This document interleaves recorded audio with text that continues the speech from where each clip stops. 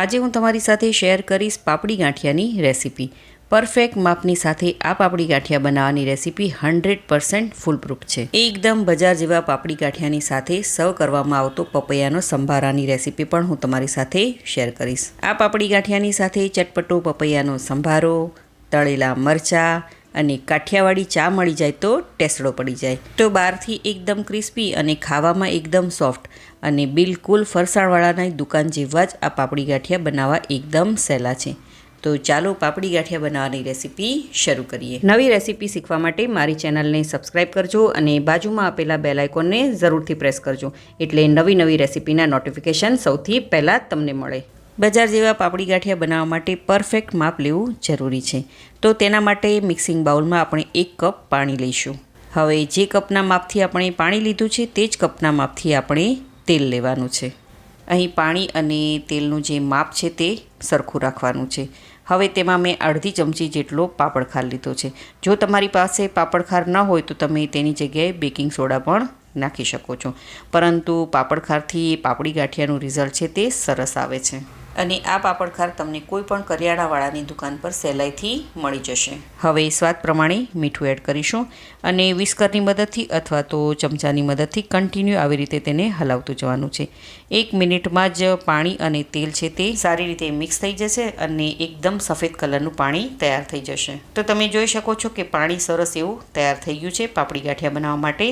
હવે મેં અહીં 2 કપ જેટલો ચણાનો લોટ લીધો છે, જેને મેં સારી રીતે ચાળી લીધો છે। તમે કોઈ પણ ગાંઠિયા બનાવો તો સૌથી પહેલાં આપણે ચણાના લોટને ચાળીને જ લેવાનો છે, તેથી તેમાં એક પણ ગાંઠો ન રહે। હવે હાથની મદદથી ચણાના લોટને સારી રીતે મિક્સ કરી લઈએ। અહીં આપણે બિલકુલ પણ પાણીનો ઉપયોગ અથવા તો કોઈ પણ વસ્તુ એડ નથી કરવાની। આ પરફેક્ટ માપ છે પાપડી ગાંઠિયા બનાવવા માટે। હવે આ લોટને આપણે ઓછામાં ઓછી 4 થી 5 મિનિટ સુધી આવી રીતે કન્ટિન્યુ હલાવતું જવાનું છે અને સરસ એવો મિક્સ કરી લેવાનું છે। તો તમે જોઈ શકો છો કે લોટનો થોડો કલર બદલાઈ ગયો છે, તો દેટ મીન્સ કે આપણો આ જે લોટ છે તે સરસ એવો તૈયાર થઈ ગયો છે પાપડી ગાંઠિયા બનાવવા માટે।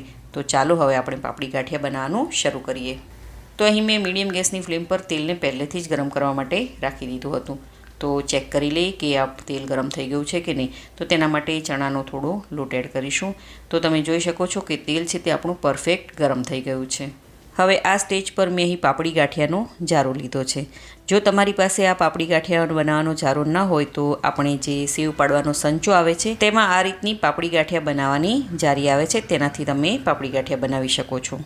હવે જારા પર આપણે થોડું તેલ એડ કરી અને જારાને સારી રીતે ગ્રીસ કરી લઈએ અને ત્યારબાદ આપણે થોડો એવો લોટ લઈશું અને હથેળીની મદદથી લોટને આપણે ઉપરની તરફ ખેંચવાનો છે। જુઓ આ રીતે। આ પ્રોસેસ એકદમ ધ્યાનથી કરવાની, એકદમ કેરફુલી કરવાની, બિલકુલ આરામથી કરવાની, નહીંતર કોઈ પણ એક્સિડન્ટ પણ થઈ શકે છે। તમે આ રેસીપી કઈ સિટી, કયું સ્ટેટ અને કઈ કન્ટ્રીમાંથી જોઈ રહ્યા છો મને કમેન્ટ કરીને જરૂરથી જણાવજો। તો તેલમાં સમાય એટલે આપણે પાપડી ગાંઠિયા બનાવવાના છે અને ત્યારબાદ જારા ઉપર થોડીવાર આવી રીતે ટેપ કરી લેવાનું, તેથી જે નીચેની તરફ ચોટેલા જે ગાંઠિયા હોય તે પણ તેલમાં પડી જાય। હવે ગેસની ફ્લેમને આપણે મીડિયમ પર જ રાખી દઈશું અને ગાંઠિયાને આવી રીતે સરસ એવા તળી લેવાના છે। તો લગભગ 3 થી 4 મિનિટમાં જ આ પાપડી ગાંઠિયા તળાઈ જાય છે। વધારે પડતા આપણે તેને ગોલ્ડન બ્રાઉન નથી કરવાના, બસ હલકા એવા ક્રિસ્પી થઈ જાય ત્યાં સુધી જ આપણે તેને તળવાના છે। તો પાપડી ગાંઠિયા તળીને તૈયાર થઈ ગયા છે। હવે આપણે તેને એક પ્લેટમાં કાઢી લઈએ। તો છે ને બનાવવા એકદમ સહેલા પાપડી ગાંઠિયા। તો આવી જ રીતે બાકી બધા જ આપણે પાપડી ગાંઠિયા બનાવીને તૈયાર કરી લેવાના છે। હવે પાપડી ગાંઠિયા સાથે સર્વ કરવાવાળો આપણે પપૈયાનો સંભારો બનાવી લઈએ। તો તેના માટે મેં અહીં એક નાની સાઇઝનું પપૈયું લીધું છે।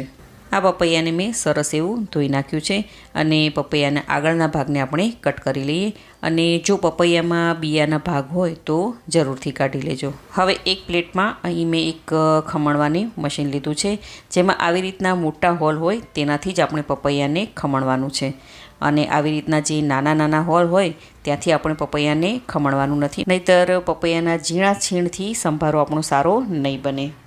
તો આવી રીતે પપૈયાને આપણે સારી રીતે ખમણી લેવાનું છે। તો તમે જોઈ શકો છો કે મેં પપૈયાને સારી રીતે ખમણી લીધું છે। હવે તેને આપણે એક બીજા બાઉલમાં ટ્રાન્સફર કરી લઈએ। હવે સ્વાદ પ્રમાણે મીઠું, 1 નાની ચમચી લાલ મરચું પાવડર, 1 નાની ચમચી લીંબુનો રસ, 1 નાની ચમચી ખાંડ એડ કરીશું અને 2 ચમચીની મદદથી આવી રીતે સંભારાને સારી રીતે મિક્સ કરી લઈએ. અહીં તીખું, ગળપણ અને ખટાશ તમને કેટલી જોવે છે તે તમારા ટેસ્ટ પ્રમાણે તમે વધારે કે ઓછું પણ કરી શકો છો. તો અહીં સંભારો બનીને રેડી થઈ ગયો છે અને પાપડી ગાંઠિયા પણ બની ગયા છે. તો ચાલો હવે રાહ શેની, ગરમા ગરમ આપણે તેને સર્વ કરી લઈએ. આ પાપડી ગાંઠિયાને સવારના નાસ્તામાં અથવા તો સાંજના નાસ્તામાં ચાની સાથે, સંભારો અને તળેલા મરચાં સાથે સર્વ કરજો. બધાને ખૂબ જ ભાવશે. તો તમે આ રેસીપી એકવાર જરૂરથી ટ્રાય કરજો. જો તમને મારી આજની આ રેસીપી ગમી હોય તો વિડીયોને લાઇક કરજો અને વધારેમાં વધારે શેર કરજો અને મારી ચેનલને જરૂરથી સબસ્ક્રાઈબ કરજો. તો ફરી મળીએ એક નવી રેસીપી સાથે.